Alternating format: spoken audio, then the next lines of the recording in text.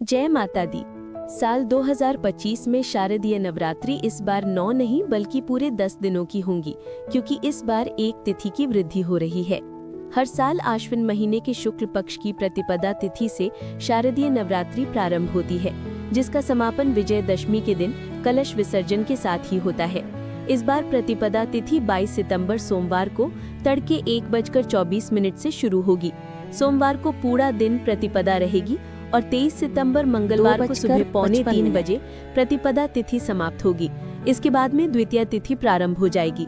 ऐसे में इस बार 22 सितंबर सोमवार से शारदीय नवरात्रि प्रारंभ हो रही है, जिसका समापन 1 अक्टूबर बुधवार को नवमी तिथि पर होगा। तो ऐसे में 22 सितंबर से लेकर 1 अक्टूबर तक पूरे 10 दिन इस बार नवरात्रि की पूजा के लिए मिलेंगे। अक्सर 9 दिन में 9 रूपों की पूजा की जाती है और 10वें दिन व्रत खोला जाता है या व्रत का पारण किया जाता है। लेकिन इस बार 10 दिन पूजा करने के बाद 11वें दिन व्रत का पारण किया जाएगा, क्योंकि तृतीया तिथि की वृद्धि हो रही है। 2 दिन तृतीया तिथि रहेगी। वैसे तो तृतीया तिथि की वृद्धि हो रही है, लेकिन जो लोग पंचांग के अनुसार नवरात्रि के व्रत नहीं रख रहे हों, वो लगातार उसी क्रम से पूजा कर सकते हैं, व्रत रख सकते हैं, जैसा कि आप हर बार नवरात्रि के दिन करते हैं।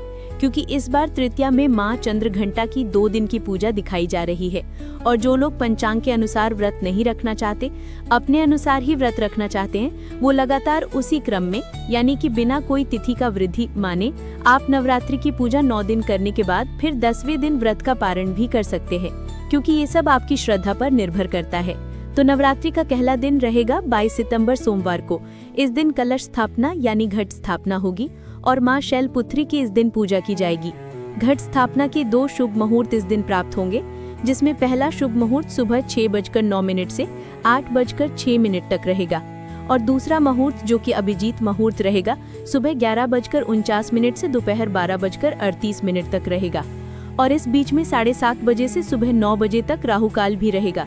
तो अष्टमी तिथि रहेगी 30 सितंबर मंगलवार को, नवमी तिथि 1 अक्टूबर बुधवार के दिन, दशमी तिथि 2 अक्टूबर गुरुवार को रहेगी, जिस दिन विजयदशमी मनाई जाएगी और दशहरे का पर्व मनाया जाएगा।